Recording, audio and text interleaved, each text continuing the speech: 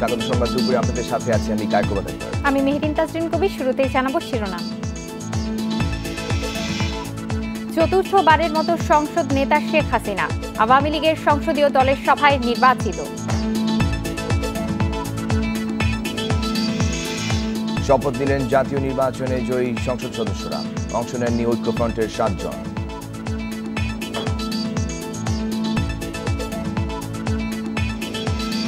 গুলশানে ঐক্যফ্রন্ট নেতাদের বৈঠক, ভোটের ফল প্রত্যাখ্যান করে পুনর্নির্বাচন দাবি।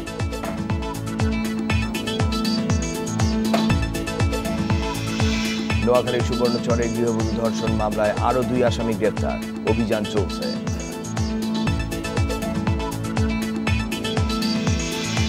এতক্ষণ শিরোনাম শুনছিলেন, জানাবো পুরো খবর। আওয়ামী লীগের সভাপতি শেখ হাসিনা চতুর্থবারের মতো সংসদ নেতা হয়েছেন। বৃহস্পতিবার আওয়ামী লীগের সংসদীয় দলের সভায় সর্বসম্মতিক্রমে তিনি সংসদ নেতা নির্বাচিত হন। একাদশ সংসদ নির্বাচনে 298টি আসনের মধ্যে নিরঙ্কুশ সংখ্যাগরিষ্ঠতা অর্জনের পর বৃহস্পতিবার শপথ নেন মহাজোটের প্রার্থীরা। এরপর সংসদীয় দলের সভায় যোগ দেন প্রধানমন্ত্রী শেখ হাসিনা। সভায় সংসদ সদস্যদের সকলেই দলীয় সভাপতিকে চতুর্থবারের মতো সংসদ নেতা নির্বাচিত করেন। একাদশ জাতীয় সংসদের আওয়ামী লীগ ও জাতীয় পার্টির নবনির্বাচিত সদস্যরা শপথ নিয়েছেন। তবে জাতীয় পার্টির চেয়ারম্যান হুসেইন মোহাম্মদ এরশাদ শপথ নেননি। এরপর মহাজোটের অন্যান্য দল এবং স্বতন্ত্র সাংসদরা শপথ নিয়েছেন। স্পিকার শিরিন শারমিন চৌধুরী নবনির্বাচিত সাংসদদের শপথ বাক্য পাঠ করান। শপথ পাঠের মধ্য দিয়ে শুরু হলো একাদশ জাতীয় সংসদ সদস্যদের পথচলা। মাননীয় স্পিকার মহোদয়, সংসদ ভবনের শপথ কক্ষে প্রথমে স্পিকার হিসেবে শপথ নেন শিরিন শারমিন চৌধুরী। সকাল 11:15টায় সংখ্যাগরিষ্ঠ দল হিসেবে প্রথমে শপথ নেন আওয়ামী লীগের সংসদ সদস্যরা। গেজেট প্রকাশের 48 ঘন্টার মধ্যেই আওয়ামী লীগ সভানেত্রী শেখ হাসিনার নেতৃত্বে দলটির 257 জন সদস্য শপথ নেন। এদিকে বেলা 11:15টার দিকে ক্রমানুসারে অন্য দল ও স্বতন্ত্র সংসদরাও শপথ নিয়েছেন।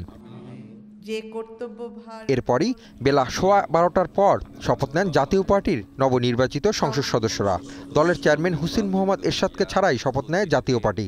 এ সময় রওশন এরশাদের নেতৃত্বে উপস্থিত ছিলেন দলটির 21 জন সদস্য। তবে পার্টির চেয়ারম্যান 3টায় শপথ নেবেন বলে জানা গেছে। আর শপথ অনুষ্ঠান শেষে বৈঠকে বসে আওয়ামী লীগের সংসদীয় দল। এই নির্বাচনে জাতীয় ঐক্যফ্রন্টের 7 সদস্য তারা কেউ এই শপথ অনুষ্ঠানে যোগ দেননি। সংবিধান অনুযায়ী জাতীয় নির্বাচনের ফলাফলের গেজেট হওয়ার 3 দিনের মধ্যেই শপথ নিতে হয় এবং 30 দিনের মধ্যে সংসদ অধিবেশন ডাকার বাধ্যবাধকতা রয়েছে। Hasib Mahmud Shah, independent news, Dhaka. সংসদ সদস্যদের শপথ গ্রহণ অনুষ্ঠানের বিস্তারিত জানাতে সংসদ ভবন চত্বর থেকে যোগ দিচ্ছেন সহকর্মী অনিমেষ কর। অনিমেষ, চতুর্থবারের মতো সংসদ নেতা হয়েছেন শেখ হাসিনা, এই বিষয়ে বিস্তারিত কি তথ্য রয়েছে আপনার কাছে? জাতীয় পার্টির চেয়ারম্যান হুসেইন মোহাম্মদ এরশাদ কখন শপথ নেবেন?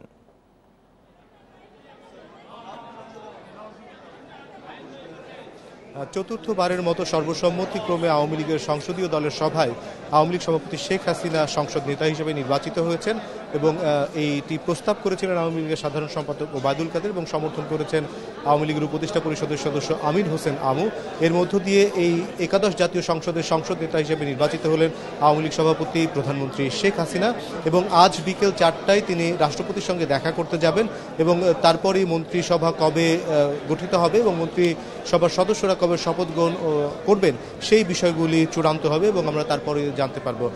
জাতীয় পার্টির চেয়ারম্যান হুসেইন মোহাম্মদ এরশাদ তিনি বিকেল 3টার সময় শপথ নেবেন বলে জাতীয় পার্টির সূত্রে এবং সংসদ সচিবালয় সূত্রে আমরা জানতে পেরেছি।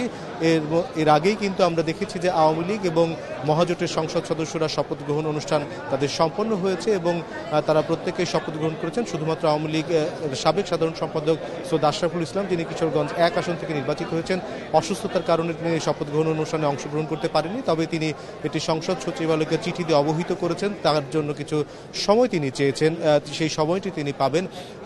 সংসদের আইন অনুযায়ী, সংবিধান অনুযায়ী যে সংসদ অধিবেশন বসবার 90 দিনের মধ্যেই সংসদ সদস্যদের শপথ গ্রহণ করতে হবে। যদি এর মধ্যে কেউ শপথ গ্রহণ না করে তবে তার সংসদ সদস্য পদ খারিজ হয়ে যাবে।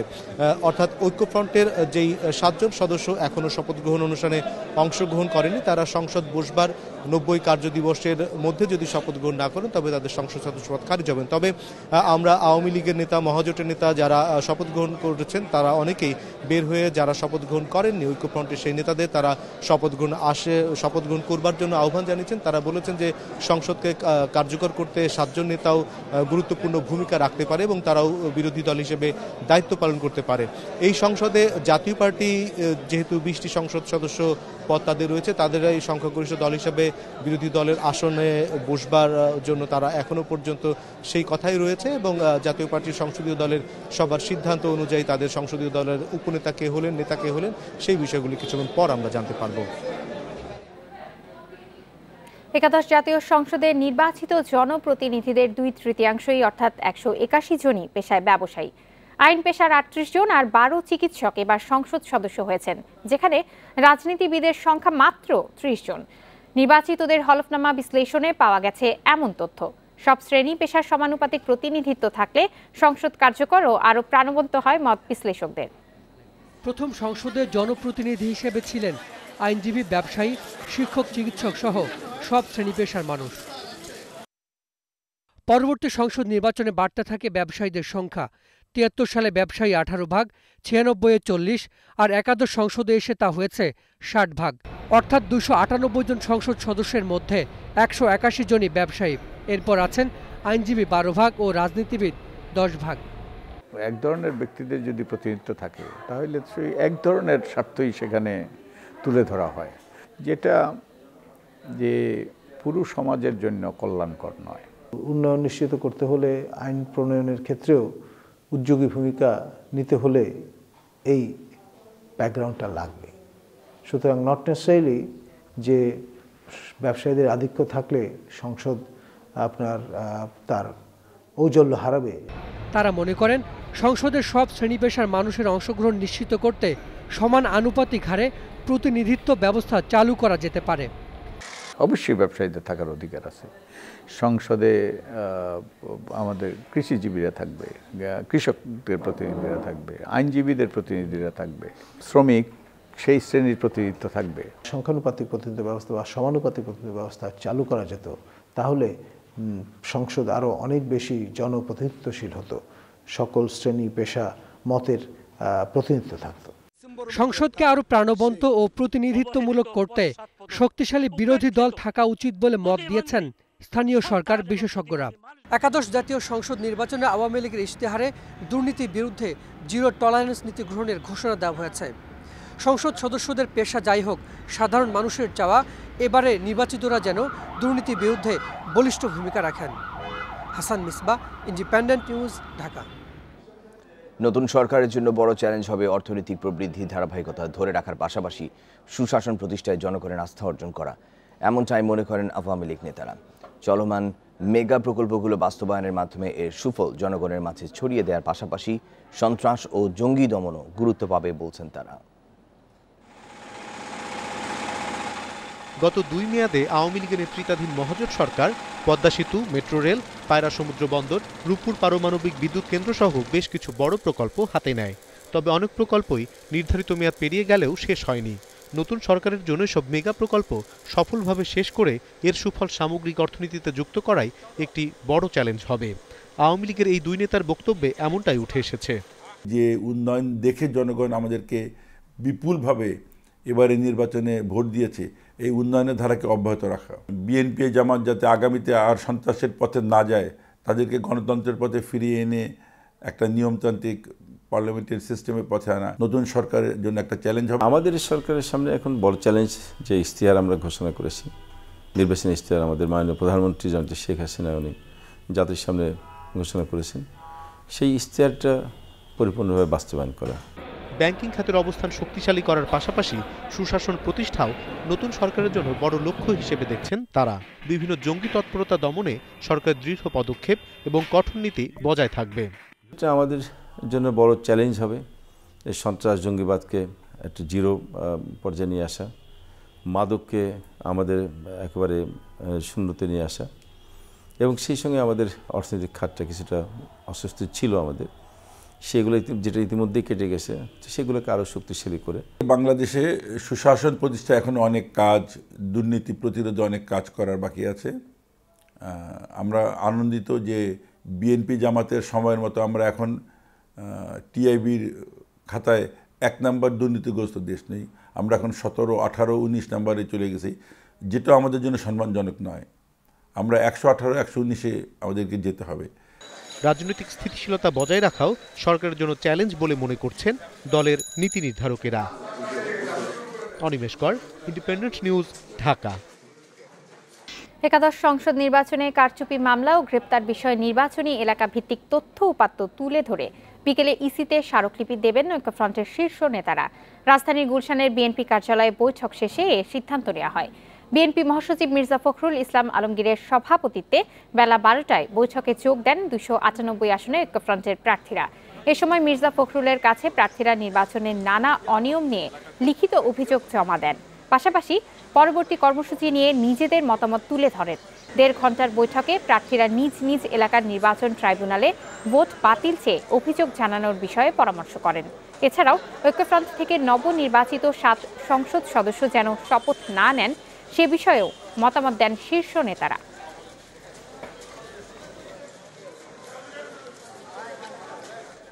পুরান ঢাকার কেন্দ্রীয় কারাগারে স্থাপিত ঢাকার 9 নম্বর বিশেষ জজ আদালতে চলছে নাইকো দুর্নীতি মামলার কার্যক্রম। বিচারক শেখ হাফিজুর রহমানের আদালতে উপস্থিত আছেন বিএনপি চেয়ারপারসন বেগম খালেদা জিয়া। বিচারক পরিবর্তন হওয়ায় আবারও অভিযোগ গঠনের শুনানি করেছেন দুদকের আইনজীবী। শুনানিতে আদালতের পরিবেশ নিয়ে অসন্তোষ জানিয়েছেন খালেদা জিয়া। পর্যাপ্ত সুব্যবস্থা নিশ্চিত না হলে তিনি আর আদালতে উপস্থিত হবেন না বলেও জানান খালেদা জিয়া। নাইকো মামলার শুনানি উপলক্ষে সকাল থেকে কেন্দ্রীয় কারাগারের সামনে আইনশৃঙ্খলা বাহিনীর উপস্থিতি বাড়ানো হয়। কারাগারের সামনে বসানো হয়েছে চেকপোস্ট। 2007 সালে কানাডার প্রতিষ্ঠান নাইকোর সঙ্গে অস্বচ্ছ চুক্তির মাধ্যমে রাষ্ট্রের আর্থিক ক্ষতি সাধন ও দুর্নীতির অভিযোগে খালেদা জিয়া সহ 5 জনের বিরুদ্ধে মামলা করে দুদক।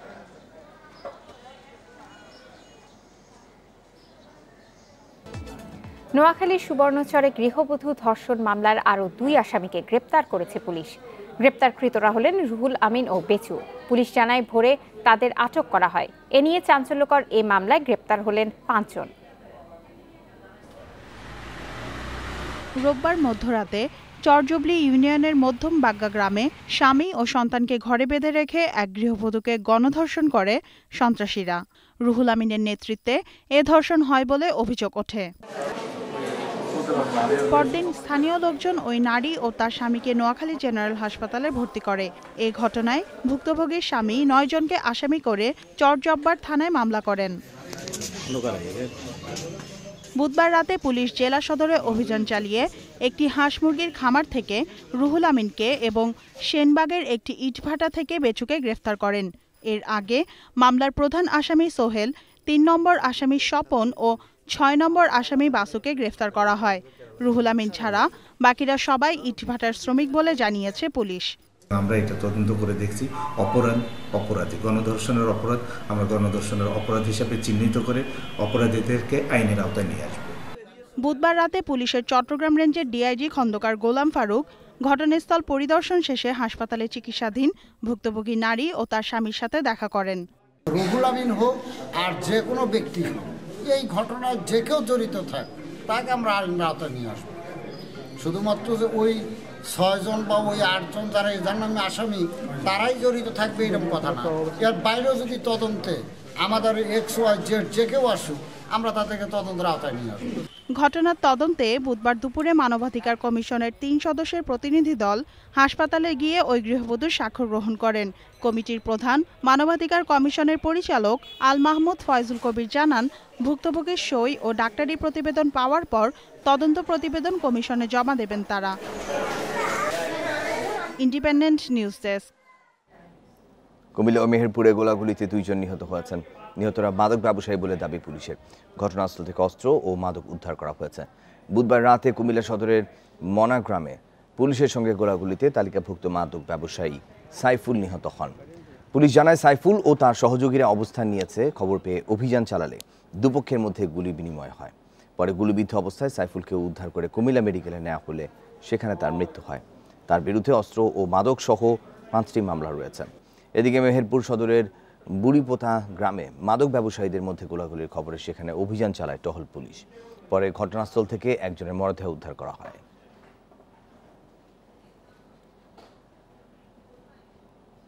পুঁজিবাজারের খবর জানাতে আমাদের সঙ্গে যোগ দিয়েছেন সহকর্মী মৌসুমী আক্তার। মেহেরিন এবং কায়কোবাদ, আপনাদের দুজনকে ধন্যবাদ। ইতিমধ্যে ঢাকার পুঁজিবাজারে লেনদেন শেষ হয়েছে, চলুন দেখিনি সার্বিক চিত্র কি রয়েছে।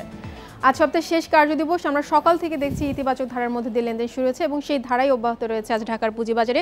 ডিএসসির প্রধান সূচক DSX ইন্ডেক্সটি আমরা দেখতে পাচ্ছি 94.03 পয়েন্ট বেড়ে অবস্থান করছে 5590 পয়েন্টে। শতাংশের দিক থেকে সূচকটি বেড়েছে 1.71 পয়েন্ট শতাংশ এবং দিনের সর্বোচ্চ লেনদেন আমরা দেখতে পাচ্ছি 1558 পয়েন্টে। এছাড়া অন্য যে দুটো সূচক রয়েছে তার মধ্যে DS30 সূচকটি 29.01 পয়েন্ট বেড়ে অবস্থান করছে 1941 পয়েন্টে এবং সরিয়া ভিত্তিক সূচক DSX ইন্ডেক্সটি 21.56 পয়েন্ট বেড়ে অবস্থান করছে 1271 পয়েন্টে। মোট লেনদেন 924 কোটি 90 লাখ টাকা ছাড়িয়েছে ঢাকার পুঁজিবাজারে। আমরা কিন্তু গতকালকে দেখেছিলাম 600 কোটি টাকার ঘরে লেনদেন হয়েছিল এবং আজ 900 কোটি টাকার ঘরে লেনদেন ছাড়িয়ে গেছে।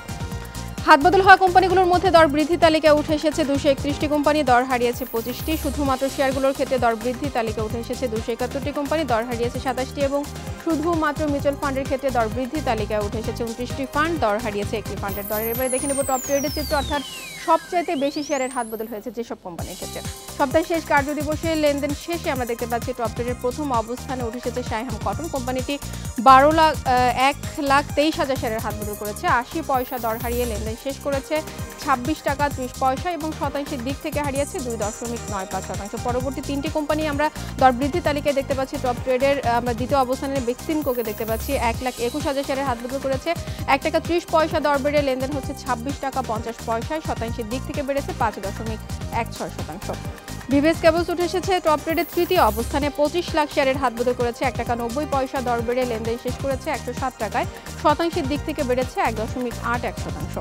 প্যারামাউন্ট টেক্সটাইল উঠে এসেছে চতুর্থ অবস্থানে 35 লাখ শেয়ারের হাতবদল করেছে কোম্পানিটি, 1 টাকা 90 পয়সা দর বেড়ে লেনদেন শেষ করেছে 72 টাকা 30 পয়সায়, শতাংশের দিক থেকে বেড়েছে 2.70 শতাংশ।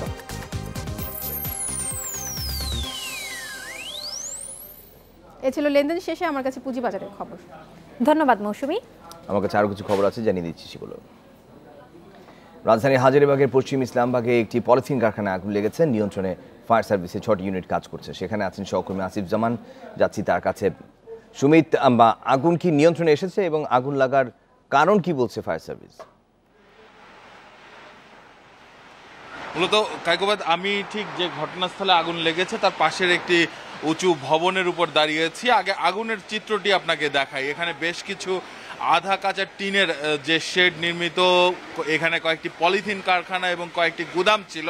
সেই গুদাম থেকেই মূলত আগুনের সূত্রপাত। এখানে স্থানীয়রা বলছেন যে তারা শুরুতে একটি আগুনের ঝলকানি দেখতে পান এবং তারপরেই কিন্তু খুব দ্রুত এই আগুনটি আশপাশের এই জায়গাটুকুতে ছড়িয়ে পড়ে এবং এর পরপরই কিন্তু ফায়ার সার্ভিসের 9টি ইউনিট দ্রুততার সঙ্গে এখানে এসে আগুন নেভানোর চেষ্টা করে। তবে ফায়ার সার্ভিসেরও কিছুটা সময় লেগেছে এই জায়গা পর্যন্ত আসতে, কারণ আপনি জানেন যে পুরন ঢাকার এই জায়গাগুলো বেশ কিছুটা ঘিঞ্জি এলাকা এবং যে কারণেই ফায়ার সার্ভিসের আসতে কিছুটা সময় লাগে এবং ততক্ষণে মোটামুটি আশপাশের যতগুলো এরকম আধা পাকা ঘর রয়েছে সেগুলোতে আগুন ছড়িয়ে পড়ে। মূলত এখানে দাহ্য পদার্থ অর্থাৎ পলিথিনের কারখানা থাকাতে এই আগুন দ্রুত ছড়িয়ে পড়ছে বলে আমাদেরকে বলছেন স্থানীয়রা। আপনি দেখতে পাচ্ছেন যে প্রচণ্ড ধোঁয়ার উত্তাপ। এই মুহূর্তে ফায়ার সার্ভিসের কর্মীরা চারপাশ থেকেই মূলত তারা পানি ছুঁড়ে আগুন নেভানোর চেষ্টাটি করে যাচ্ছে। মূলত এখন যে পর্যন্ত আগুনটি ছড়িয়েছে এর পরে মূলত আগুনটি আর ছড়াতে দেওয়া হচ্ছে না। প্রথম এই লক্ষ্য নিয়ে ফায়ার সার্ভিসের কর্মীরা কাজ করে যাচ্ছে এবং পরবর্তীতে তারা মূলত পুরোটুকু নেভানোর প্রক্রিয়াতে যাবেন। কিন্তু এখন পর্যন্ত ফায়ার সার্ভিসের কর্মীরাও কিন্তু বেশ কিছু উঁচু জায়গা থেকে আগুনে পানি ছেটানোর চেষ্টা করছেন। এই জায়গা থেকে প্রচণ্ড ধোঁয়ার কারণে আমাদেরও মাঝে মাঝে এখান থেকে সরে যেতে হচ্ছে। কায়কোবাদ, সুমিত, আগুনে ক্ষয়ক্ষতি সম্পর্কে এখনো পর্যন্ত ক্ষয়ক্ষতি নিরূপণ করা সম্ভব হয়েছে কিনা, আর আগুনে হতাহতের কোনো খবর আছে আপনার কাছে? তাৎক্ষণিকভাবে ক্ষয়ক্ষতির পরিমাণ এখনো বলা সম্ভব হচ্ছে না, তবে আহতদের ব্যাপারে এখন পর্যন্ত কোনো তথ্য নেই। ফায়ার সার্ভিস কর্মীরা যেটি বলছেন যে এখানে গুদাম থাকার কারণে তাৎক্ষণিকভাবে আসলে আগুনে কেউ আহত হননি। তবে শুরুতে আগুন নেভানোর চেষ্টা করলে স্থানীয় 3 জন সামান্য আহত হয়েছেন বলে স্থানীয়রা আমাদেরকে জানিয়েছেন। এখন পর্যন্ত আগুন লাগার কারণ সম্পর্কেও ফায়ার সার্ভিস তাৎক্ষণিকভাবে সুনির্দিষ্ট কোনো কারণ বলতে পারছে না। তবে তারা যেটি ধারণা করছে যে বৈদ্যুতিক শর্ট সার্কিট থেকেই আগুনের সূত্রপাত হতে পারে এবং আশপাশের বিদ্যুতের লাইন যেগুলো রয়েছে সেগুলো বন্ধ করে দেওয়া হয়েছে। এখান দিয়ে যে সকল গ্যাসের লাইন গিয়েছে সেগুলোও বন্ধ করে আগুন নেভানোর কার্যক্রম মূলত পরিচালনা করা হচ্ছে। এখন পর্যন্ত ফায়ার সার্ভিস কর্মীরা কাজ করে যাচ্ছেন। তবে কখন নাগাদ আগুন নিয়ন্ত্রণে আনতে কত সময় লাগতে পারে, আর এখন কি অবস্থায় আছে আগুনটি? মূলত এখন যে পর্যায়ে আগুন রয়েছে এখান থেকে মূলত আর ছড়িয়ে যাতে না পড়ে সেই চেষ্টাটি ফায়ার সার্ভিসের কর্মীরা প্রথমে করেছেন এবং সেই উদ্দেশ্য কিন্তু তারা অনেকটাই সফল হয়েছেন। ফায়ার সার্ভিস কর্মীরা এই যে জায়গাটুকুতে আগুন শুরুতে ছড়িয়ে পড়ে তারা সেই জায়গাটুকু আগে ছড়িয়ে পড়া বন্ধ করতে সমর্থ হয়েছেন এবং আগুনের এখন যে জায়গা কেন্দ্রস্থল অর্থাৎ যে জায়গাগুলোতে আগুন রয়েছে সেখানে ফায়ার সার্ভিস কর্মীরা কাজ চালিয়ে যাচ্ছে। তারা বিভিন্ন দিক থেকে ঠিক ওই জায়গাকে কেন্দ্র করে এখনো পানি নিক্ষেপ করে চলেছে এবং তারা ধীরে ধীরে আগুনের উৎপত্তি স্থলের দিকে যাওয়ার চেষ্টা করছেন। কাইকোবাদ, আসিফ, আপনি যদি আমাদেরকে জানান যে এই কারখানার বাইরে রাস্তা কি যান চলাচল বন্ধ আছে, বা আপনি বলছিলেন যে ফায়ার ব্রিগেড আসতে অনেক দেরি হচ্ছিল। কাইকোবাদ, মূলত এই পশ্চিম ইসলামবাগ যে জায়গাটিতে আমরা রয়েছি এই জায়গাটি আপনি দেখতে পাচ্ছেন যে আশপাশের রাস্তাগুলো এমনিতেই বেশ ঘিঞ্জি এবং দুর্ঘটনাস্থল যখন আগুনের এখানে সূত্রপাত হয় তখন স্থানীয়রা কিন্তু আশপাশের এই সড়কগুলোতে ভিড় করে, যার কারণে ফায়ার সার্ভিসকে আসতে কিছুটা সময় লেগেছে। তবে এই জায়গাটুকুর বাইরে যে সড়কগুলো রয়েছে সেই সড়কগুলোতে এখন যান চলাচল স্বাভাবিক রয়েছে। শুধুমাত্র এই আশপাশের 2টি গলি বন্ধ করে ফায়ার সার্ভিস কর্মীরা তাদের কাজ চালিয়ে যাচ্ছেন, যার কারণে যান চলাচল যে বন্ধ করা হয়েছে সেটি ঠিক এমনটি নয়। তবে আগুন নেভানোর কাজে যতটুকু প্রয়োজন ফায়ার সার্ভিস কর্মীরা এবং স্থানীয় পুলিশ প্রশাসন অর্থাৎ চকবাজার থানা আর অধীনে এই জায়গাটি, তারা মূলত এই জায়গাটিতে সাধারণ মানুষের প্রবেশ করতে আপাতত দিচ্ছেন না। আগুন নেভানোর পরেই মূলত এখানে সাধারণ মানুষকে প্রবেশ করতে দেয়া হবে বলে আইনশৃঙ্খলা বাহিনীর পক্ষ থেকে আমাদেরকে জানানো হয়েছে। তবে এখনও আগুন যেহেতু সম্পূর্ণভাবে নেভানো সম্ভব হয়নি, যার কারণে এখন পর্যন্ত সেই সড়কগুলোতে বন্ধ রাখা হয়েছে এবং ফায়ার সার্ভিস কর্মীরা তাদের কাজ চালিয়ে যাচ্ছেন। কাইকোবাদ, হাজারীবাগের পশ্চিম ইসলামবাগে আগুন লাগার খবর জানছিলাম সহকর্মী আসিফ জামান সুমিতের কাছ থেকে। উত্তরের হিমেল বাতাসের কারণে বেড়েছে শীতের তীব্রতা, তবে বুধবারের তুলনায় বেড়েছে পঞ্চগড়ের তাপমাত্রা। সকালে পঞ্চগড়ের তেঁতুলিয়ার তাপমাত্রা 6.3 ডিগ্রি সেলসিয়াস রেকর্ড করা হয়েছে। এদিকে রাজশাহী ও রংপুরে চলছে মৃদু থেকে মাঝারি শৈত্যপ্রবাহ। আবহাওয়া অফিস জানিয়েছে মধ্য জানুয়ারিতে সারা দেশে শীতের তীব্রতা আরও বাড়তে পারে। হিমেল হাওয়া ও কনকনে ঠান্ডায় উত্তরের জেলা কুড়িগ্রামে জেঁকে বসেছে শীত। এতে বিপর্যস্ত হয়ে পড়েছে জনজীবন। ঘন কুয়াশার চাদরে ঢাকা পড়েছে রাস্তাঘাট ও ফসলি জমি। কুয়াশার কারণে ক্ষতিগ্রস্ত হচ্ছে বড় বীজতলা। শেষ করব সংবাদ, যাওয়ার আগে শিরোনাম জানিয়ে দিচ্ছি আরেকবার। চতুর্থবারের মতো সংসদ নেতা শেখ হাসিনা আওয়ামী লীগের সংসদীয় দলের সভায় নির্বাচিত।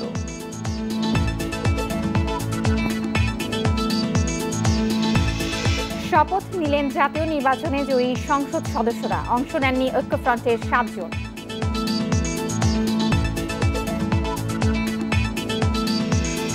গুলশানে ঐক্যফ্রন্ট নেতাদের বৈঠক, ভোটের ফল প্রত্যাখ্যান করে পুনর্নির্বাচন দাবি।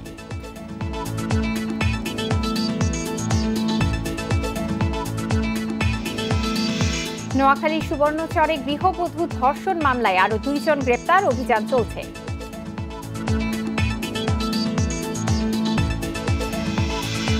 এই ছিল সংবাদ দুপুরে। ধন্যবাদ এতক্ষণ সাথে থাকার জন্য।